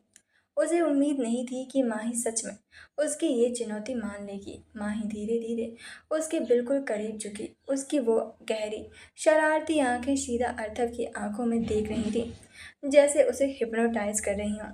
उसने अपने होठों को अर्थव के कान के बिल्कुल पास ले जाकर बहुत ही गर्म और फुसफुसाती हुई आवाज में कहा। तुम्हें सच में लगता है पतिदेव कि मुझे तुम्हें सेड्यूस करने के लिए किसी एक्टिंग की जरूरत है? बोलते हुए माही के होठ गर्दन की अर्थव की गर्दन को बहुत ही हल्के से छूकर गुजरे। अर्थव के पूरे शरीर में जैसे हजार वोल्ट की बिजली दौड़ गई हो। उसके जबड़े कस गए और उसकी आंखें खुद ब खुद बंद होने लगी। माही के बालों से आती वो मीठी खुशबू और उसकी चुअन अर्थव के सारे गुरूर को पिघला रही थी। माही ने अपनी उंगलियों से अर्थव के सीने पर अपनी शर्ट के बटन को हल्के से सहलाया और फिर अपने होंठ अर्थव के होंठों के बिल्कुल करीब लाकर रोक दिए। दोनों के बीच अब 1 इंच का भी फासला नहीं था। उसकी सांसें एक दूसरे से टकरा रही थी। अर्थव पूरी तरह से उस जादू में कैद हो चुका था। उसकी पकड़ माही की कमर पर खुद ब खुद ढीली पड़ गई। जैसे ही अर्थव ने माही के होठों को चूमने के लिए अपना सिर आगे बढ़ाया, माही के ने तुरंत अपने हाथ पीछे खींचे और फुर्तीले से बिल्ली की तरह उसकी ढीली पड़ चुकी गोद में उठ खड़ी हुई। अर्थव झटके से आंखें खोलकर बुत बना रह गया। वो पूरी तरह से माही के उस छोटे से लेकिन कातिलाना जाल में फंस चुका था। उसका दिमाग अभी भी वहीं अटका था जहां माही के होंठ उसके करीब थे। Times up mister superstar. Mahi ने अपनी पायल छनकाते हुए एक बेहद शरारती और जीत वाली हंसी के साथ कहा। उसने अपना पर्स उठाया और दरवाजे की तरफ भागी। You cheater! अर्थव ने बनावटी गुस्से लेकिन एक बहुत ही गहरी तड़प के साथ पीछे से चिल्लाया। अर्थव दरवाजे से बाहर निकलने से पहले माही पलटी और उसने अर्थव की तरफ एक शानदार फ्लाइंग किस उछाला और आंख मारते बोली, बाकी का ऑडिशन शाम 6 बजे के बाद होगा। बाय पतिदेव। माही वहां से भाग गई और पीछे छोड़ गई एक ऐसा इंसान जो अभी भी अपनी तेज धड़कनों को काबू करने की कोशिश कर रहा था। अर्थव वहीं बिस्तर पर बैठा रहा। उसने अपना हाथ अपने बालों में फेरा और उसके चेहरे पर एक हारी हुई लेकिन दुनिया की सबसे सुकून भरी मुस्कान खेल गई। वो खाली और सर्द घर जो सालों से उसे काटने को दौड़ता था, आज माही की उस शरारत और उसकी पायल की खनखन से जन्नत बन चुका था। मुंबई के अंधेरी इलाकों में स्थित शहर का सबसे बड़ा प्रोडक्शन हाउस आज काफी व्यस्त था। माही एक बड़ी सी कांच के टेबल की तरफ बैठी अपनी स्क्रिप्ट पढ़ रही थी। ये उसकी नई फिल्म की पहली रीडिंग थी। टेबल की दूसरी तरफ फिल्म का लीड एक्टर कबीर बैठा था। कबीर इंडस्ट्री का एक नया उभरता हुआ चॉकलेट बॉय था, लेकिन उसके अंदर अपने लुक्स और स्टारडम का बहुत ही भयंकर घमंड था। वो पिछले 1 घंटे से स्क्रिप्ट पर कम, माही पर ज़्यादा ध्यान दे रहा था। तुम्हें पता है माही, कबीर ने अपनी कुर्सी से माही की तरफ खिसकाते हुए एक अजीब सी फ्लर्टी मुस्कान के साथ कहा, जब मैंने सुना कि मेरी अपोजिट एक न्यू कमर को कास्ट किया गया है तो मेरा तो मूड ही खराब हो गया था। लेकिन तुम्हें देखने के बाद मुझे लगता है कि हम दोनों की ऑन स्क्रीन और ऑफ स्क्रीन केमिस्ट्री बहुत ही हॉट होने वाली है। कबीर ने बोलते बोलते अपना हाथ माही की कुर्सी के पीछे रख लिया, जैसे वो उसे घेरने की कोशिश कर रहा हो। माही को उसकी इस हरकत से सख्त घिन आई। वो अपने दम पर यहाँ आई थी और उसे ऐसे फालतू लोगों को हैंडल करना बहुत अच्छे से आता था। माही ने अपनी स्क्रिप्ट बंद की और कबीर की आंखों में एक शर्द और कड़क लुक देने देते हुए बोली, अपनी ऑफ स्क्रीन केमिस्ट्री की बकवास किसी और के लिए बचा कर रखना कबीर। मैं यहाँ सिर्फ एक्टिंग के लिए करने आई हूँ, तुम्हारे फालतू के फ्लर्ट का हिस्सा बने नहीं। अपना हाथ पीछे हटाओ। कबीर का ईगो बुरी तरह से हट हुआ। एक स्ट्रगलर लड़की उसे एटीट्यूड दिखा रही थी। उसने गुस्से से कुछ कहना चाहा, लेकिन इससे पहले कि वो अपना मुंह खोलता, मीटिंग रूम का वो बड़ा सा कांच का दरवाजा एक झटके से खुला। कमरे के अंदर की हवा अचानक जैसे जम से गई। जो लोग चाय पी रहे थे और बातें कर रहे थे वो बुत बनकर खड़े रह गए। वहां अचानक एक ऐसा खौफनाक सन्नाटा छा गया जैसे किसी जंगल में शेर के आने पर छा जाता है। दरवाजे पर अर्थक प्रताप सिंह खड़ा था। उसने काले रंग की एक बेहद स्टाइलिश शर्ट और डार्क पैंट्स पहनी हुई थी। उसकी आंखों पर काले चश्मे थे जिन्हें उसने अपने सही वाले हाथ से धीरे से उतारा। उसकी वो चील जैसी तीखी, खूंखार और जानलेवा निगाहें पूरे कमरे को स्कैन करते हुए सीधा उस जगह पर जाकर रुके जहां कबीर का हाथ अभी भी माही के कुर्सी के पीछे रखा हुआ था। अर्थक का जबड़ा इतनी सख्ती से कसा कि उसकी नसें तन गईं। घर से वो अपनी सख्ती से कसा घर से वो अपनी जंगली बिल्ली को देखने के लिए बेचैन होकर आया था, लेकिन यहाँ का नज़ारा देखकर उसके अंदर का वो पजेसिव आशिक खून का घूंट पीकर रह गया। डायरेक्टर और प्रोड्यूसर हड़बड़ाकर अपनी कुर्सियों से उठे। अर्तफ सर, आप यहाँ अचानक? प्रोड्यूसर ने घबराते हुए कहा, मैं पास एक मीटिंग में था, सोचा कि देख लूं तुम लोग मेरी अगली फिल्म को प्रोडक्शन का क्या कबाड़ा कर रहे हो। अर्थब ने अपनी खुरदरी और भारी आवाज़ में एक बहाना मारा, लेकिन उसकी निगाहें एक पल के लिए माही और कबीर से नहीं हटी। वो अपने भारी कदमों से चलता हुआ सीधा कबीर के सामने आकर खड़ा हो गया। कबीर की तो जैसे रूह ही कांप गई। देश के सबसे बड़े और खतरनाक सुपरस्टार के सामने उसका सारा घमंड पानी पानी हो चुका था। कबीर हड़बड़ाकर अपनी कुर्सी से खड़ा हुआ। Good good afternoon sir. अर्थब ने उसे कोई जवाब नहीं दिया। उसने अपनी वो जानलेवा नज़र कबीर के उस हाथ पर डाली जो अभी तक कुछ सेकंड पहले माही की कुर्सी पर था। अर्थब धीरे से कबीर के बिल्कुल करीब झुका। तुम्हें स्क्रिप्ट रीडिंग का मतलब पता है कबीर? अर्थब की आवाज़ बहुत नीची थी, लेकिन उसमें मौत जैसी ठंडक थी। स्क्रिप्ट पर ध्यान देते हैं, अपनी को स्टार की कुर्सी पर नहीं। तुम्हारी आंखें जहाँ होनी चाहिए वहाँ नहीं है। कबीर का चेहरा डर के मारे सफ़ेद पड़ गया। उसके माथे पर पसीना आ गया।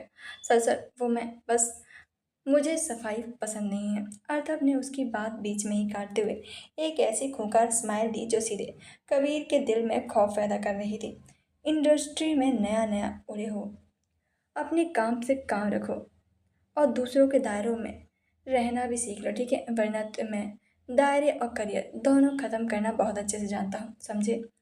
कबीर ने बिना एक शब्द कहे डर से कांपते हुए अपना सिर हिला दिया और चुपचाप अपनी कुर्सी को माही से बहुत ही ज़्यादा दूर खिसका दिया। पूरे कमरे को लग रहा था कि अर्थक प्रताप सिंह एक सीनियर एक्टर के तौर पर कबीर को प्रोफेशनलिज्म सिखा रहा है। किसी को कानों कानों तक खबर नहीं थी कि इंडस्ट्री का ज्ञान नहीं, बल्कि एक पति की खौफनाक चलन थी। सिर्फ एक इंसान था जो इस पूरे खेल को समझ रहा था। वो थी हमारी प्यारी माही। माही ने अपना सिर नीचे झुका रखा था ताकि कोई उसकी वो शरारती और कातिलाना मुस्कान न देख ले। उसे अर्थव के इस वजह से अवतार पर बेतहाशा प्यार आ रहा था। वो जानती थी कि अर्थव ने घर पर वादा किया था कि वो उनका रिश्ता नहीं बताएगा, और उसने वो वादा निभाया भी था। लेकिन बिना कुछ बताए भी उसने पूरी दुनिया के सामने माही पर अपना वो खामोश अधिकार जता दिया था। अर्तव ने मुड़कर डायरेक्टर की तरफ देखा। रीडिंग शुरू करो। वो खुद जाकर उस मेन चेयर पर बैठ गया जो बिल्कुल माही के सामने थी। मीटिंग शुरू हुई। कबीर अब इतना डरा हुआ था कि वो अपनी स्क्रिप्ट से नजरें भी नहीं उठा पा रहा था। लेकिन टेबल के उस पार बैठे अर्थव का सारा ध्यान सिर्फ माही पर था। जब कोई नहीं देख रहा होता तो वो अपनी उन गहरी नशीली आंखों से माही को ऐसे घूरता जैसे वो उसे वहीं अपनी बाहों में भर लेना चाहता हो। माही उसे इग्नोर करने की कोशिश कर रही थी लेकिन अर्थव की वो नजरें उसे अंदर तक पिघला रही थी। अचानक माही को टेबल पर नीचे अपने पैरों की किसी की छून महसूस हुई। माही की आंखें झटके से बड़ी हो गई। उसने सामने देखा। अर्थव का चेहरा बिल्कुल सख्त और सीरियस था जैसे वो डायरेक्टर की बात बहुत ही ध्यान से सुन रहा हो। लेकिन टेबल के नीचे उसके लंबे पैर ने जानबूझकर माही के पैरों को अपनी गिरफ्त में ले लिया था। माही के गाल शर्म से लाल हो गए। उसने अपने पैर पीछे खींचने की कोशिश की लेकिन अर्थव की पकड़ बहुत मजबूत थी। अर्थव ने बहुत ही हल्के से अपना पैर माही के पैर पर सहलाया जिससे माही की रीढ़ की हड्डी में एक सिरहन सी दौड़ गई। माही ने गुस्से और प्यार का मिला जुला एक लुक अर्थव को दिया जैसे कह रही हो कि क्या बदतमीजी है, छोड़ो मुझे। अर्थव ने अपनी एक भौहें वो बहुत ही नखरे वाले अंदाज में ऊपर उठाई और अपने दोनों होठों को बिना आवाज के हिलाया। 6 बजने वाले हैं मिसेस सुपरस्टार, तैयार रहना। माही ने अपना चेहरा स्क्रिप्ट के पीछे छुपा लिया ताकि उसकी वो बेकाबू होती हुई धड़कनें और उसका लाल चेहरा किसी को दिखाई न दे। यह आदमी एक खूंखार सुपरस्टार, एक घमंडी बॉस और दुनिया का सबसे पागल आशिक, सब कुछ एक साथ था। और माही को अब अर्थव के इस खतरनाक प्यार की ऐसी आदत हो चुकी थी जिसके बिना जीना अब उसके लिए नामुमकिन था। मुंबई के आसमान पर सूरज ढल चुका था और शहर की रोशनियां जगमगाने सी लगी थी। अर्थव और माही के उस आलिशान पेंट हाउस की खामोशी में सिर्फ एक ही आवाज़ गूंज रही थी। दीवार पर टंगी उस पुरानी और महंगी घड़ी की टिक टिक। घड़ी की सुइयां 6:15 का समय दिखा रही थी। मास्टर बेडरूम की बत्तियां बुझी हुई थी। सिर्फ बालकनी से आते हुए शहर की हल्की रोशनी कमरे में एक अजीब सा नशीला रहस्यमय माहौल बना रही थी। अर्थव कमरे के बीचों बीच खड़े होकर दरवाजे को खोल रहा था। उसका वो मशहूर और खूंखार गुस्सा अब एक मीठी सी बेचैनी और इंतजार में बदल चुका था। उसकी जंगली बिल्ली 15 मिनट लेट थी और अर्थव प्रताप सिंह को इंतजार करना बिल्कुल भी पसंद नहीं था। तभी मुख्य दरवाजे के खुलने की हल्की सी आवाज़ आई। अर्थव के होठों पर एक बेहद कातिलाना और शैतानी मुस्कान आ गई। वह बिना कोई आवाज़ किए हुए एक शिकारी के चीते की तरह दरवाजे के बिल्कुल पीछे जाकर खड़ा हो गया। उन्हीं कुछ ही पलों बाद माही दबे पांव शिकारी की तरह बेडरूम के दरवाजे तक पहुंचे। उसे पता था कि वह 15 मिनट लेट है और उसका वो अड़ियल पति पक्का कोई बिखेड़ा खड़ा करेगा। उसने बहुत ही सावधानी से कमरे का दरवाज़ा खोला और अंदर झांका। अर्थव, माही ने बहुत ही धीमी आवाज़ में पुकारा। कमरे में अंधेरा था, कोई आवाज़ नहीं आई थी। माही ने राहत की सांस ली। शुक्र है, शायद वो जिम में है या फिर सो गया है, बच गई मैं। माही ने खुद में फुसफुसाते हुए कहा और कमरे के अंदर कदम रखा। लेकिन माही की तसल्ली सिर्फ एक सेकंड ही टिक पाई।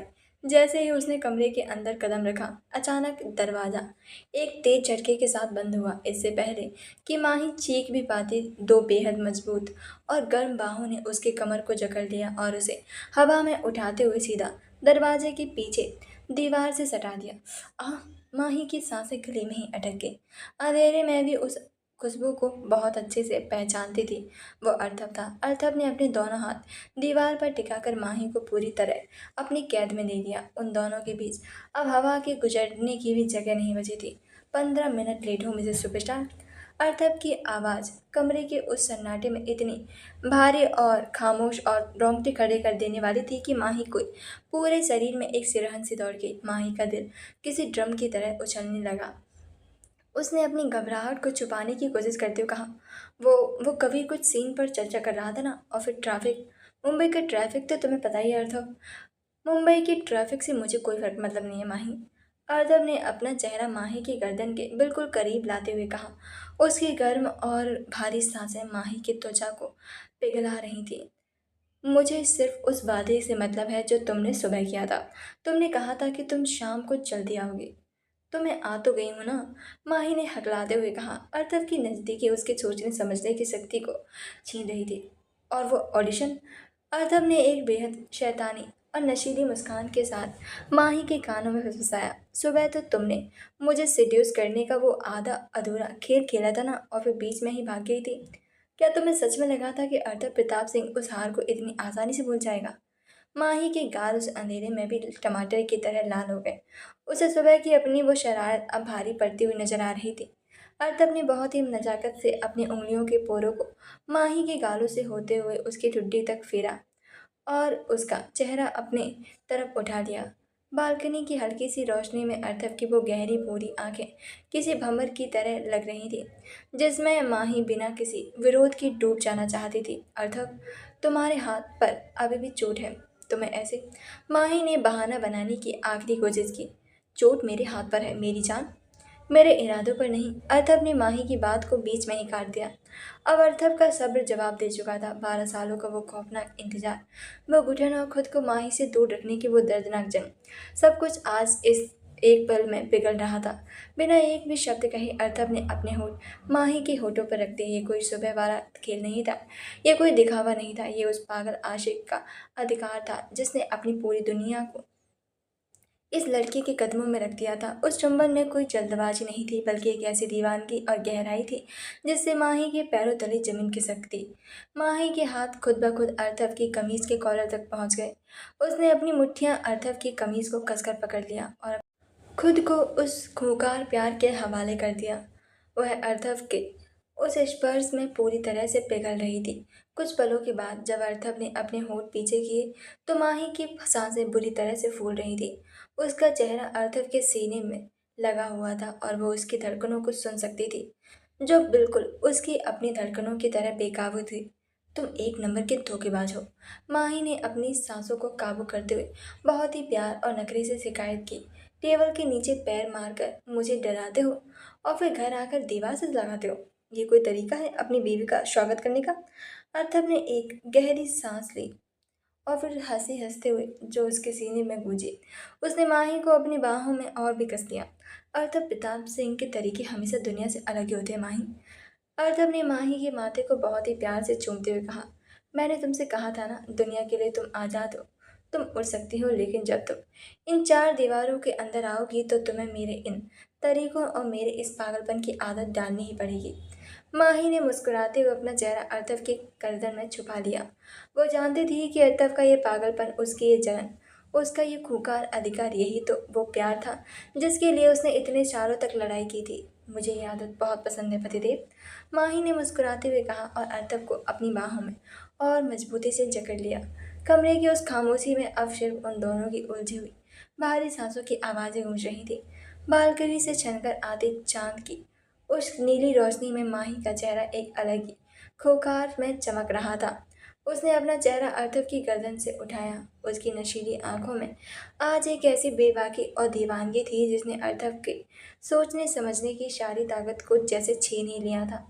माही की कांपती लेकिन साहसी उंगलियां अब अर्थव के कमीज के पहले बटन पर थीं। उसने बहुत ही नजाकत से उसे खोला और अर्थव के चौड़े कसरते सीने के उस खुले हुए हिस्से पर अपने नरम होंठ रख दिए। अर्थव के मुंह से एक गहरी और बेकाबू सी आह निकल गई। उसने अपनी आंखें कसकर बंद कर लीं और उसका सिर पीछे दीवार से टिक गया। उसका पूरा शरीर एक अजीब सी मादक सिरहन से कांप उठा। वो अर्थव प्रताप सिंह, जिसके एक इशारे पर पूरी दुनिया कांपती थी, आज अपनी पत्नी की इस कोमल और सुलझते हुए स्पर्श के आगे पूरी तरीके से पिघल रहा था।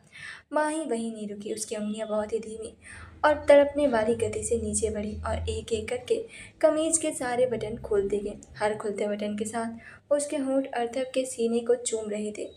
उन किस में कोई जल्दबाजी नहीं थी, बल्कि एक ऐसा ठहराव था, एक ऐसा नशा था जो अर्थव की रगों में किसी आग की तरह लग जला रहा था। माही के खुले हुए रेशमी बाल अर्थव के सीने को गुदगुदा रहे थे। अर्थव का शब्द, उसका नियंत्रण अब पूरी तरीके से टूट चुका था। उसने अपनी दोनों मजबूत हथेलियों को आगे बढ़ाया और उन्हें बहुत ही बेताबी से माही की कुर्ती के नीचे सरका दिया।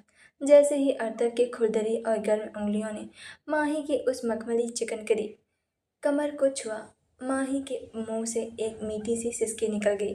अर्थव के हाथ बहुत ही अधिकार और एक भूखे सुकून के साथ माही की कमर पर फिसल रहे थे। उसकी अंगुलियों की वो गर्माहट माही के शरीर को पोर पोर में आग लगा रही थी। अर्थव ने माही की कमर को अपने मजबूत हाथों से जकड़ लिया और उसे और भी जोर से अपनी तरफ खींचा। इतना कि उन दोनों के बीच अब हवा भी गुजरने की कोई जगह नहीं बची थी। तुम मेरी जान ले लोगी माही। अर्थव ने बहुत ही भारी और कांपती हुई आवाज में फुसफुसाया। उसकी आवाज में 12 सालों की तड़प और प्यास साफ झलक रही थी। उसने बिना एक पल गवाए माही को एक झटके से अपनी बाहों में उठा लिया और फिर माही ने अपने दोनों हाथ अर्थव की गर्दन में डाल दिए। उसका चेहरा उसके कंधे पर छुपा लिया। अर्थव उसे वैसे ही उठाए हुए उस अंधेरे कमरे से सीधे अपने उस बड़ी से बिस्तर तक ले गया, जिसने बहुत ही नरमी से माही को बिस्तर पर लिटाया और खुद उसके ऊपर आ गया। अर्थव की वो गहरी सुलगती हुई निगाहें माही के चेहरे को ऐसे निहार रही थी जैसे कोई बरसों का प्यासा इंसान किसी मीठे झरने को देख रहा हो। उसने अपने दोनों हाथों से माही के चेहरे को थामा और उसके माथे, उसकी बंद आंखों और उसके गालों पर अपने होठों की मोहर लगा दी। माही ने अर्थर की कमीज को उसके कंधों से नीचे खिसका दिया और उसे अपनी तरफ खींच लिया। दोनों के होंठ फिर से एक दूसरे से मिल गए। उस रात उस बंद कमरे की खामोशी सिर्फ दो तड़पते हुए जिस्मों और रूह के पूरी तरह से एक होने की कहानी लिखी जा रही थी, जहाँ ना कोई नफरत थी ना कोई दूरी, सिर्फ और सिर्फ बेइंतहा और मुकम्मल सा इश्क था। समय का पहिया अपनी पूरी रफ्तार से घूम चुका था। 1 साल बीत गया था। ये 1 साल माही के लिए किसी कठिन तपस्या से कम नहीं था। उनके दिन रात एक कर दिए गए थे। अपने टैलेंट को साबित करने के लिए उसने एक ऐसी बेजोड़ और दमदार फिल्में की दी कि पूरी इंडस्ट्री में उसके अभिनय के आगे नतमस्तक हो गई। वो अब कोई स्ट्रगलर या फिर न्यूकमर नहीं थी, बल्कि देश की सबसे बेहतरीन और सबसे बड़ी अभिनेत्रियों में उसका नाम शुमार हो चुका था। और इस पूरे सफर में दुनिया के सामने भले ही वो दोनों अजनबी बनी रहे, लेकिन बंद कमरों के पीछे अर्थव प्रताप सिंह उसका सबसे बड़ा सपोर्ट सिस्टम बना रहा। उसने माही के एक सच्चे गुरु और एक जुनूनी प्रेमी की तरह हर कदम पर उसका साथ दिया। आज की रात मुंबई के इतिहास की सबसे बड़ी रात थी। देश का सबसे प्रतिष्ठित फिल्म अवार्ड फंक्शन चल रहा था। पूरा बॉलरूम चमकती हुई लाइटों, कैमरों और सितारों से खचाखच भरा हुआ था। माही आज एक बेहद खूबसूरत और सुनहरे रंग की साड़ी में कयामत ढा रही थी। वो फ्रंट रो में बैठी थी और ठीक उसके बगल में बाली सीट पर बैठा था देश का सबसे मेगा स्टार अर्थव प्रताप सिंह। दुनिया के लिए वो सिर्फ फिल्म इंडस्ट्री के दो बड़े नाम थे जो साथ बैठे थे, लेकिन टेबल के नीचे अर्थव का मजबूत हाथ माही की उंगलियों को कसकर थामे हुए था। उसे वो हौसला और सुकून दे रहा था जिसकी उसे सबसे ज़्यादा ज़रूरत थी। स्टेज पर लगे बड़े बड़े स्क्रीन चमक रहे थे और बैकग्राउंड में एक दमदार आवाज़ गूंजी। और अब साल के सबसे बड़े अवार्ड की बारी, best actress critics and popular choice. और ये अवार्ड जाता है। पूरे हॉल की सांसें थम गई। माही ने घबराहट में अर्थव के हाथ को और कसकर खींच लिया। अर्थव ने बहुत ही हल्के से उसकी उंगलियों को दबाया, जैसे कह रहा हो ये सिर्फ तुम्हारा है मेरी जान। द अवार्ड गोज टू माही प्रताप सिंह। जैसे ही हॉल में माही का नाम गूंजा, पूरा ऑडिटोरियम तालियों की गड़गड़ाहट से गूंज उठा। स्क्रीन पर माही का खूबसूरत मुस्कुराता हुआ चेहरा फ्लैश हो रहा था। माही की आंखों में खुशी के आंसू आ गए। उसने सबसे पहले मुड़कर अर्थव की तरफ देखा। अर्थव अपनी कुर्सी से खड़ा हुआ। दुनिया के सामने उसने बहुत ही शालीनता से माही को गले लगाया, लेकिन उस एक सेकंड के गले मिलने के दौरान अर्थव ने माही के कान के पास झुककर बहुत ही भारी और गर्व भरी मुस्कान के साथ फुसफुसाया, I am so proud of you Mrs superstar. आज तुम मेरे बराबर खड़ी हो। माही मुस्कुराते उस स्टेज की तरफ बढ़ गई। उसके कदम आज हवा में थे। उसने स्टेज पर जाकर चमचमाती हुई ब्लैक लेडी को अपने हाथों में उठाया। तालियों का शोर थमने का नाम नहीं ले रहा था। माही माइक के शोर के सामने आई। उसने एक गहरी सांस ली। उसकी नज़रें सामने बैठी भीड़ से सीधे अर्थव की आंखों में जाकर टकराईं। अर्थव वही पहली लाइन में बैठा अपनी उन गहरी नशीली आंखों से सिर्फ और सिर्फ अपनी रानी को देख रहा था। उसके चेहरे पर आज कोई घमंड नहीं था, बल्कि अपनी पत्नी की जीत का एक अंगूठा गुरूर था। Thank you so much. Mahi की आवाज़ पूरे हॉल में गूंजी। इस मुकाम तक पहुंचने का सफ़र आसान नहीं था। बहुत से उतार चढ़ाव आए, बहुत सी रातें रोते हुए बीती, लेकिन आज इस मुकाम पर खड़े होकर मैं अपनी ज़िंदगी के उस सबसे ख़ास इंसान का शुक्रिया अदा करना चाहती हूँ, जिसके बिना मैं कुछ भी नहीं हूँ। पूरा हॉल खामोश हो गया। सब जानना चाहते थे कि वो इंसान कौन है। माही ने सीधे अर्थव की आंखों में देखा। उसकी आंखों में खुशी का एक आंसू आंखों से लुढ़क कर गालों पर आ गया था। वो इंसान जिसने मुझे अपनी परछाई बनाकर नहीं, बल्कि मेरा अपना आसमान देकर उड़ना सिखाया, जिसने मुझे तब संभाला जब मैं टूट रही थी, और जिसने मुझे इस काबिल बनाया कि आज मैं गर्व से पूरी दुनिया के सामने एक सच कबूल कर सकूं। माही ने एक गहरी सांस ली और मुस्कुराते हुए कहा, आज मैं जो कुछ भी हूँ अपने पति की बदौलत हूँ। Thank you so much my one and only husband mister अर्थव प्रताप सिंह। एक पल के लिए पूरे हॉल में मानो सन्नाटा छा गया, जैसे किसी ने टाइमर पॉज कर दिया हो। मीडिया के कैमरे पागलों की तरफ फ्लैश होने लगे। चारों तरफ से हैरान होने की आवाजें आने लगी। देश की नंबर वन एक्ट्रेस और देश का सबसे बड़ा मेगा स्टार शादीशुदा है। ये इस सदी का सबसे बड़ा खुलासा था। लेकिन उस शोर, उस कैमरे और दुनिया के उस बवाल से दूर अर्थव प्रताप सिंह धीरे से अपनी कुर्सी से खड़ा हुआ। उसने दुनिया की परवाह किए बिना स्टेज की तरफ अपने कदम बढ़ा दिए। वो स्टेज पर चढ़ा और सीधा माही के सामने आकर खड़ा हो गया। माही की आंखों में आंसू थे, लेकिन होठों पर दुनिया की सबसे खूबसूरत मुस्कान थी। अर्थव ने बिना एक पल गवाए पूरी दुनिया के सामने, उन हजारों कैमरों और लाइव टीवी के सामने माही को कमर से पकड़ा और अपनी बाहों में उठा लिया। उसने माही को अपने सीने से पूरी ताकत से भेज दिया। तुमने कर दिया मेरी जंगली बिल्ली। अर्थव ने माही के बालों को चूमते हुए बेहद भावुक और जुनूनी आवाज में कहा, आज से पूरी दुनिया तुम्हें सिर्फ मेरे नाम से नहीं, बल्कि तुम्हारे अपने दम पर जाने की। लेकिन इन सब के बाद भी तुम हमेशा सिर्फ मेरी ही रहोगे, हमेशा के लिए। अर्थव प्रताप सिंह की बीवी। माही ने अवार्ड को एक तरफ पकड़ते हुए अपना चेहरा मजबूती से उसके सीने में छुपा लिया।